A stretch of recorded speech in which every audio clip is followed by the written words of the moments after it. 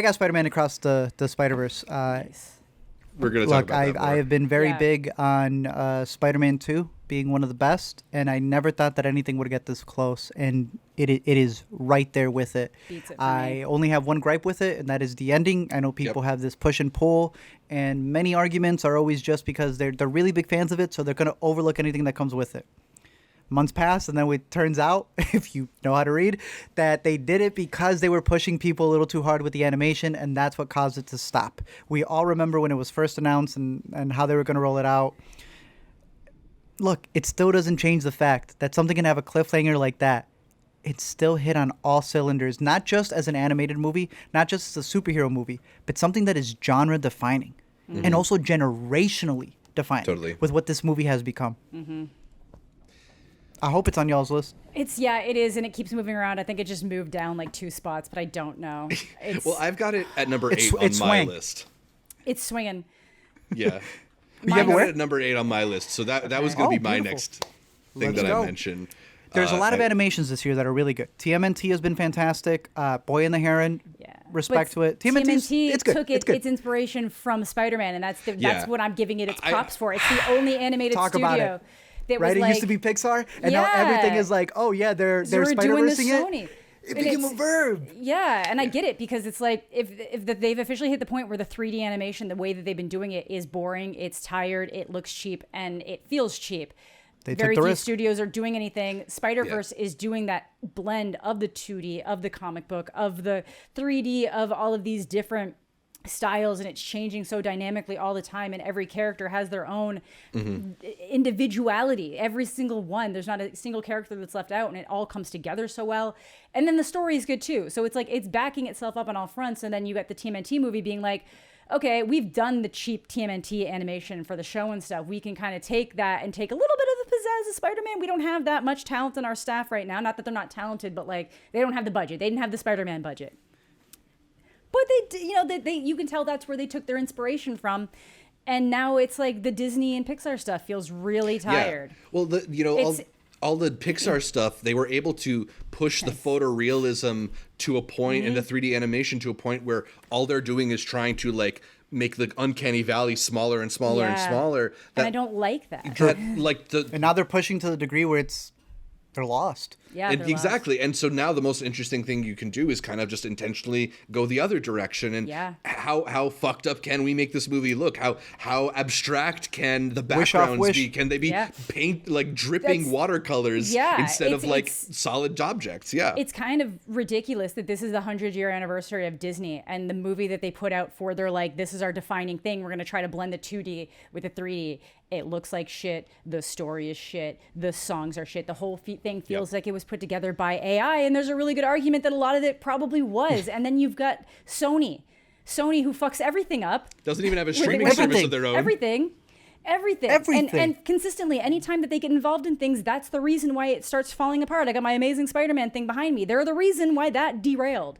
And then it was something about this being animated that they were like, yeah, sure, just do whatever you want. And then it was good. What other studio almost had us on the brink of war than Sony's The Interview?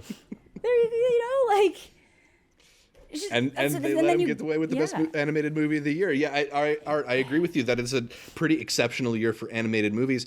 I still feel like Spider-Verse kind of stands on a tier above all of them, given its blend of like animated ingenuity and just really creative character storytelling. It's funny, it's fun, it moves. The way it uses IP is clever and innovative rather than reductive or just like a repeat of things that previous movies did better. But like, don't you love that nostalgia?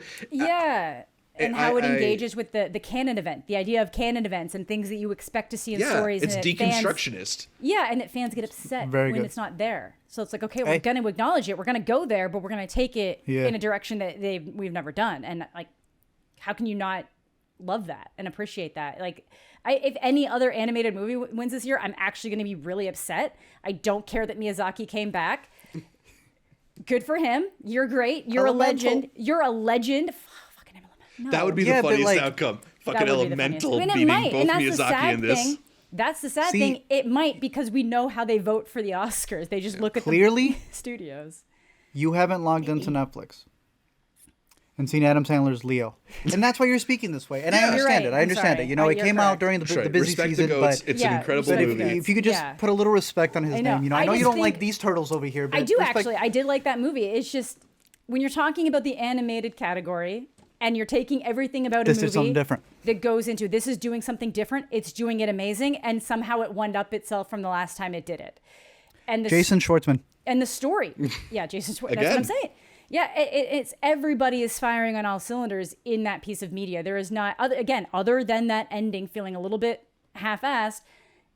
And honestly, Dune did that too. It's all gonna. I feel like our feelings on this movie might change depending on what happens in the next installment. I will try to have faith. I'd be curious to revisit our lists like 5 years in the future, however many years it takes them to animate this next one, because who knows at this point. It's supposed to come out in 3 months, remember?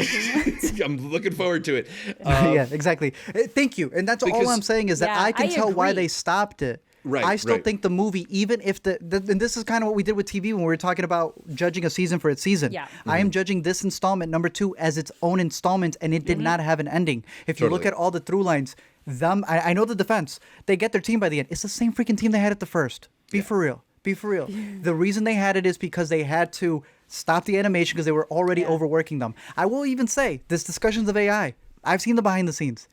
Look, we pick and choose when we're against AI. I know. They did use a little bit here. We're just not ready to say that kind of killed it though. There's a difference. There's a difference between using AI to like enhance something that you're already capable of doing on your own, and then literally being like, "Here's a theme I want for a song. Write me lyrics." For sure, I agree. Right. It's and like I think that's what we're starting versus like supplementation. I think. Yes. Yeah, it's the new CGI, right? Like obviously that is computer generated stuff. That's what AI is going to end up being.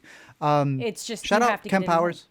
Yeah. The thing is, like, they actually have a story that makes sense. They have a story that is connected with people. Yeah. I'm glad we all agree it is easily the best one. The only other recommendation I will give here, I'm not doing 2 movies per, but Spider-Man Across the Spider-Verse number 9, shout out Nimona. If it were to lose to anything, it'd be Nimona for me. Yeah, that's another great one.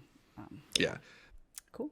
Just to circle back to the whole idea of the ending, you know, like, from our current vantage point at the end of 2023, we don't know if this is like The Empire Strikes Back or some other movie that had a really disappointing sequel, you know, like we'll find out how unsatisfying that ending feels in the long run, but I agree with you, like it just doesn't feel complete, and that's one of the reasons why, even though like I loved every single frame of this movie, I don't have it higher up on this list. Yeah, I am still very impressed with, I do think we get a really good character development through Miles, and I do think even if it doesn't necessarily get there, it's a great, I still think it's an arc. I think there's an arc there. I think there's growth, and I think there's enough there for me to be like, yeah, I'm happy with his progression.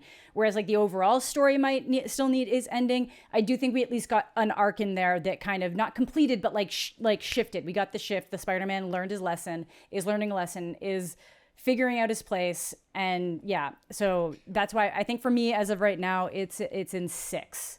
Yeah. So we probably won't, it was higher, but we will not need to talk about it. Yeah, we've kind of said quite a bit about it. We also already have a whole hour-long breakdown of it on the channel already. Yeah, that's true. Zach, you had it at with Amanda too. Number 8. Hey, at the end of the day, I find it hilarious that this movie has instigated so much debate and talk between people who gave it 5 stars and people who gave it 4.5. Yeah, I know, right? Like, that's who's yelling at each other. Yeah. Exactly. All right, so that's crazy. Yeah. Spider-Man Across the Spider-Verse is Art's number 9. It's my number 8. It's all the way up at Amanda's number 6.